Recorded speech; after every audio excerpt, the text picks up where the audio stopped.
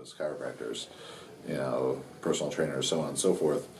And if we can consistently answer that question, how can we help them improve and provide content to do that, it's going to continue to grow. And it might not be, the exponential growth that it was before.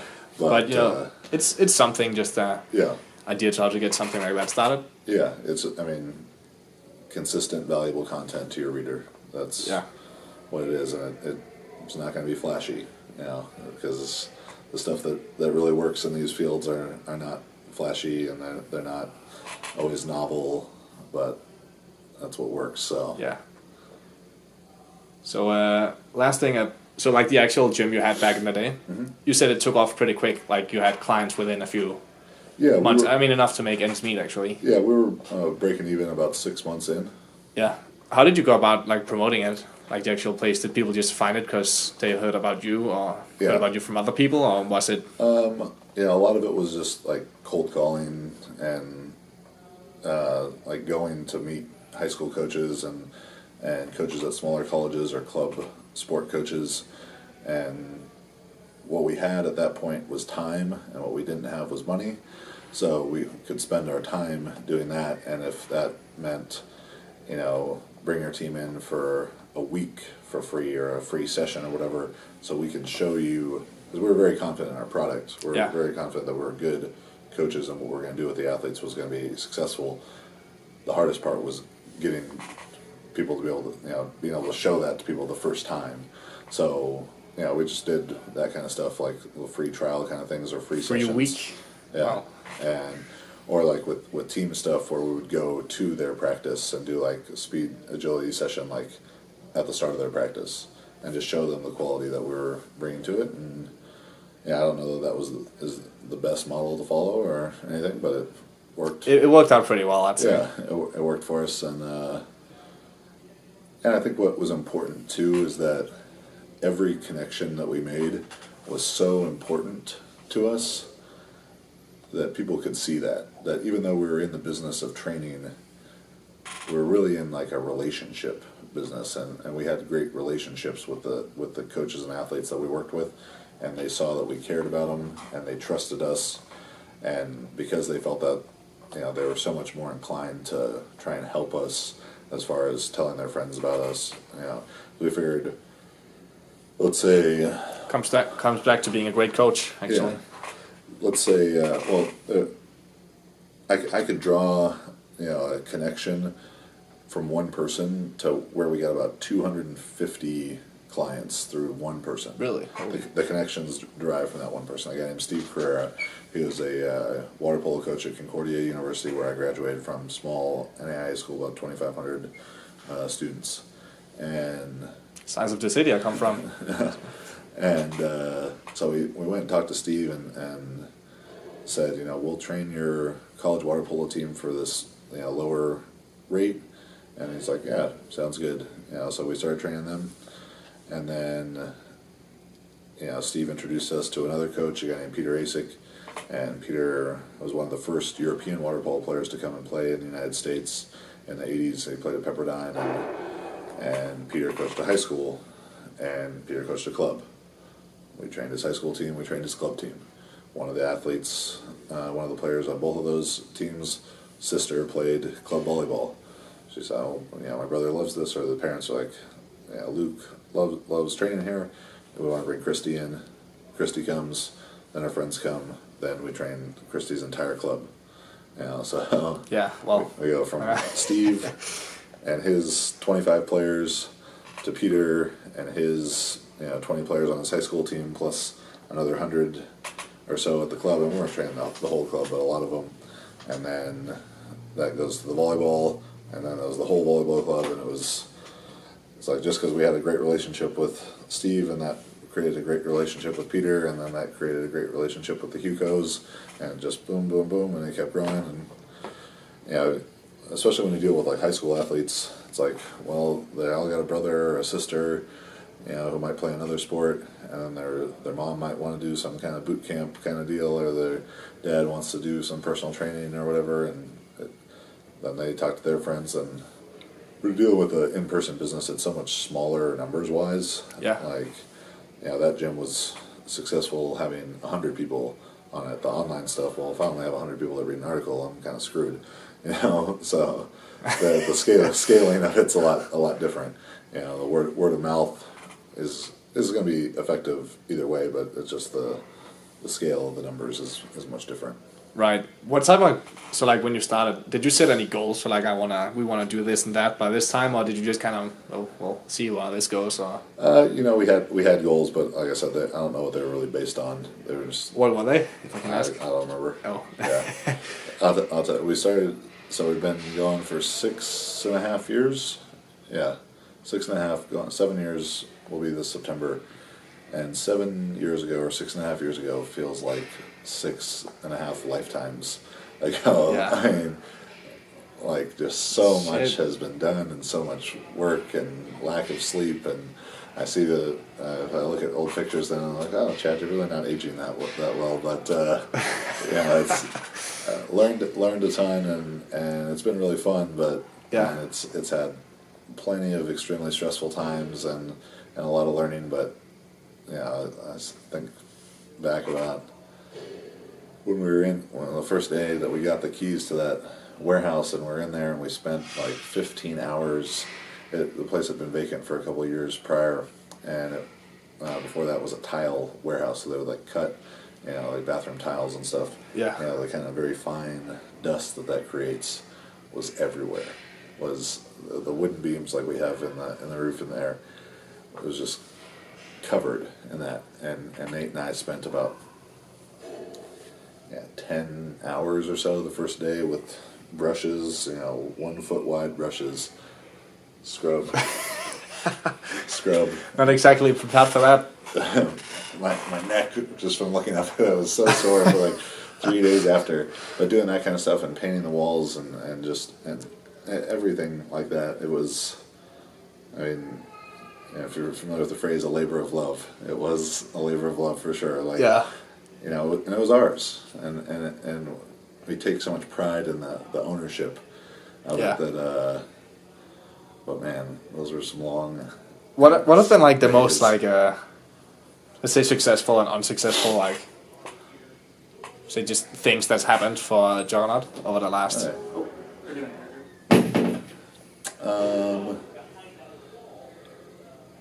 Let's see, an unsuccessful idea.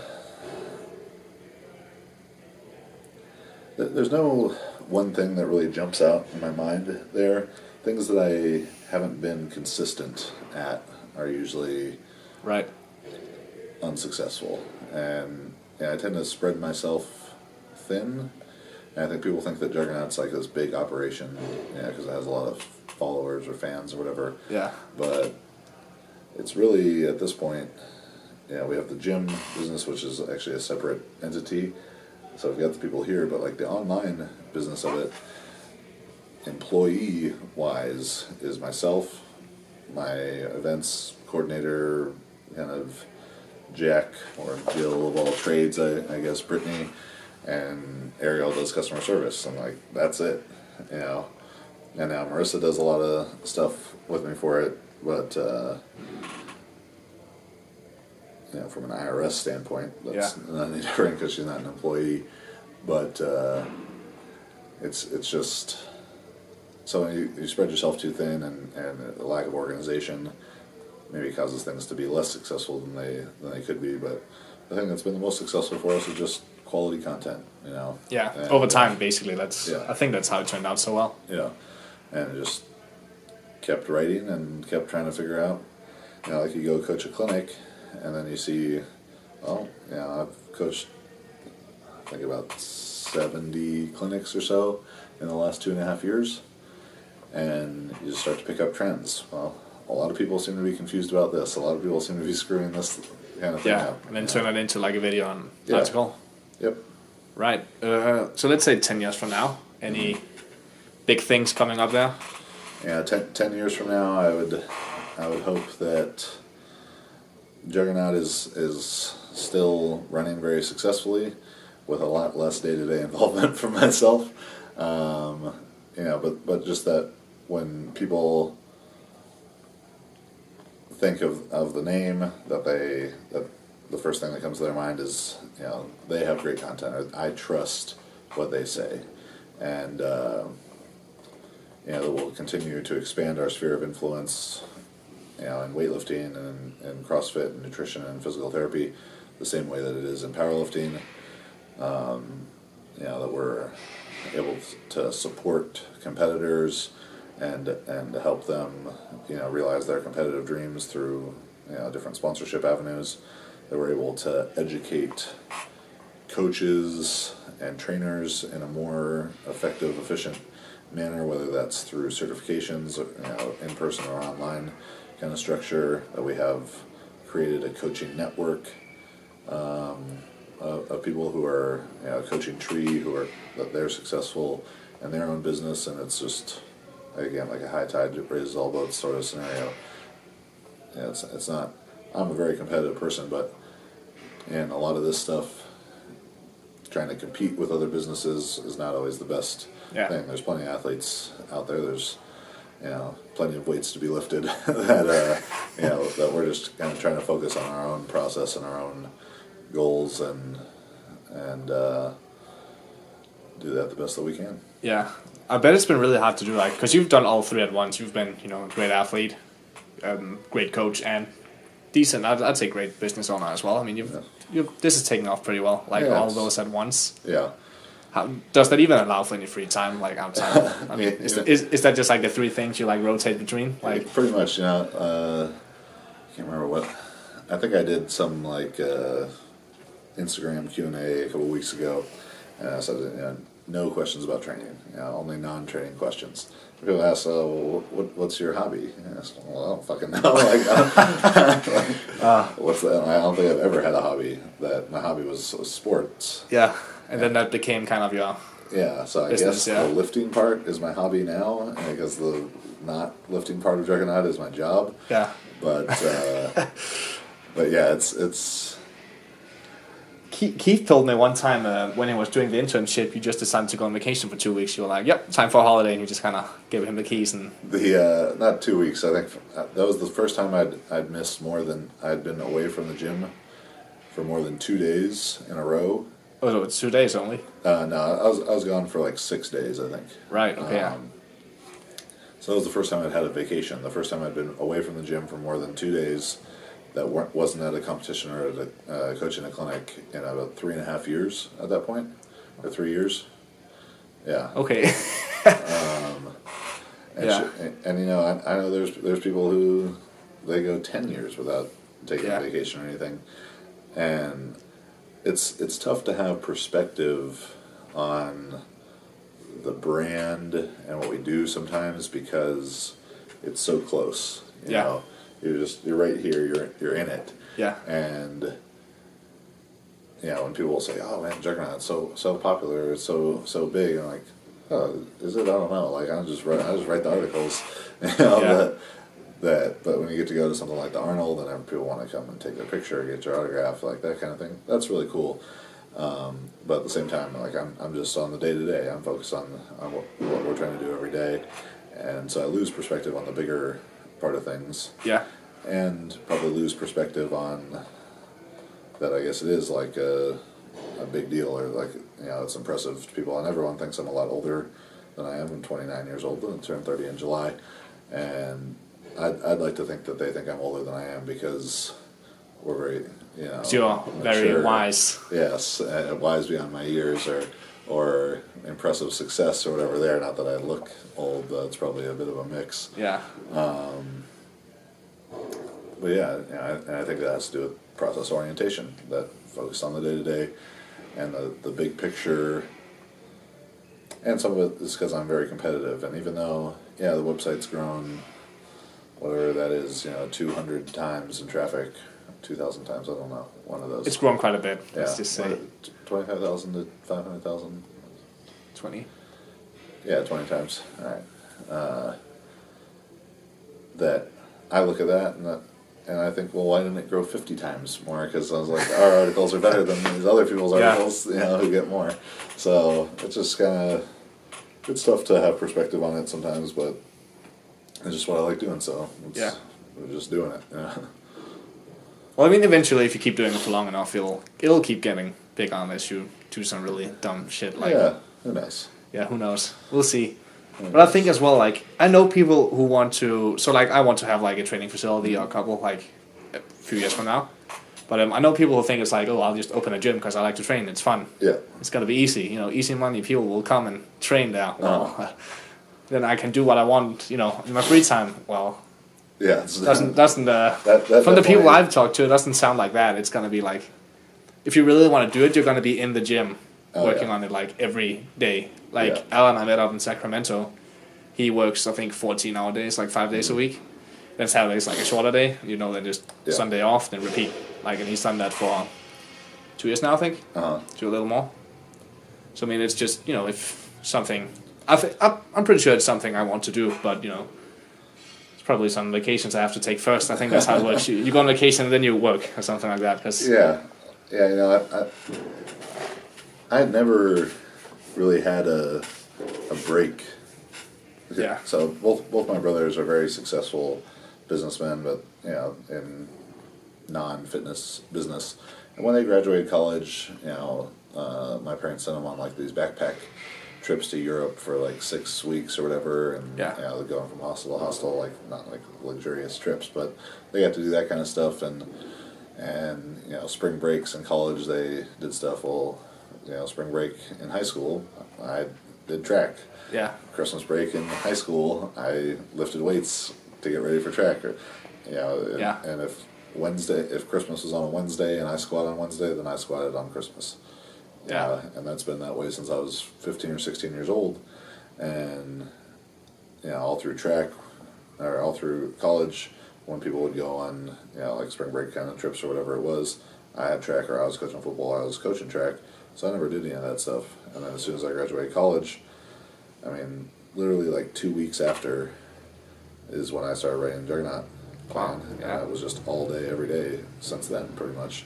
Wow, and I figured I'd rather just work my ass off for 10 years, 15 years, whatever it's going to be, to have a big reward at the end of things than...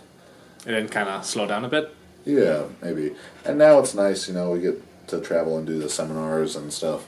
Yeah. And I have enough support going on and other people to where I can extend these seminar trips out for a couple days. You know, we got to go to Australia for 16 days, and I competed for one and did 3 other seminars, but there was a lot of vacation in there as well, and it's definitely important to have that kind of balance. But I think at the same time, a lot of people who are like really successful people in whatever field they are, they have almost something that's like kind of wrong with them in that sense. Well, I mean, I think because there's enough people just, you know, living balanced, so to speak. I mean, you have to kind of obsess about something if you really want to be good at it. I mean, that's just the way it is, because there's so many people who are not willing to do that. Yeah. There's I think it's like a Navy SEAL saying or something that, what is it, that anything worth doing is worth overdoing. Yeah. That explains my training. I'm just dumb. You're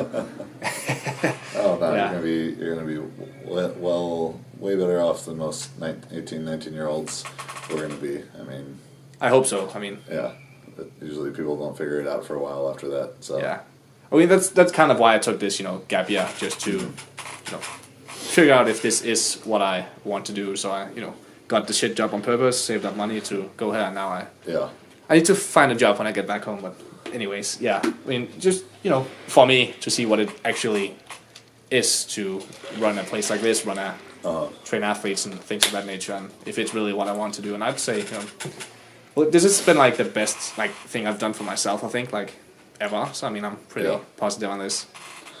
Yeah, I mean, I had one kind of experience like that when I was 22. I was out visiting my brother in New York. Yeah. And just one day I went to Joe DeFranco's, and that was like the biggest inspiration. Yeah. His place. So this would have been in 2008, I think. And in 2008, the fitness market was so much smaller. Yeah. Instagram didn't exist. Facebook was way smaller. YouTube, it was just... It's exponential, like so many times over how much bigger powerlifting, weightlifting, training is now than it was then. And I remember renting a car and driving out there. It's only a 45-minute hour drive, whatever, from New York City to New Jersey. Yeah. It was like a religious pilgrimage. Yeah. But even just seeing that it's possible as well. I mean, it just changes something in like the way you see those type of things. Like, oh, this is actually something I can do. Yeah. Yeah, that was. Yeah. And it put it into perspective because it's like this abstract idea, like bigger than life, for me at least, was like this bigger than life idea at the time. Yeah. And then I saw it and I was like, oh, okay, this is just a guy in a place, and like it's a achievable thing, But Yeah. Yeah. But it's as well, like I looked back on some of your old videos a few days ago, and you're like, so I really like your video, like why PE sucks, because I think it's it just discusses all the important things briefly about overspecialization and why we suck at sports basically. Yeah. And it has like less than 1,000 videos, and it's from like 2012, I think. Then you look at one of your newer videos, and it's like 20,000 or something. Yeah. Uploaded like 2 days ago, like. Yeah, and no one actually sees like all that old stuff. I don't know, like. Yeah, there's a lot of the old videos that now that we have better production and stuff, I'm actually planning on redoing. Just redo all of them, just for like flashy lights and stuff. Yeah, because I have so many of those 1 minute Q&A videos where I would just answer the questions while I was running errands or whatever. I was driving to the gym. Yeah. Because I wasn't doing anything else besides driving. So maybe not the safest thing. Because I was actually holding the camera with my right hand, driving with my left hand. But I figured one of those videos I was going to get pulled over during, but that never happened. That would have been a good like blooper video. But and the people who really care, they'll find that information, and it might not be the flashiest all the time, but it's good info. So well, I think that's all. Thanks a lot for the interview, Chad. All right, man. No problem.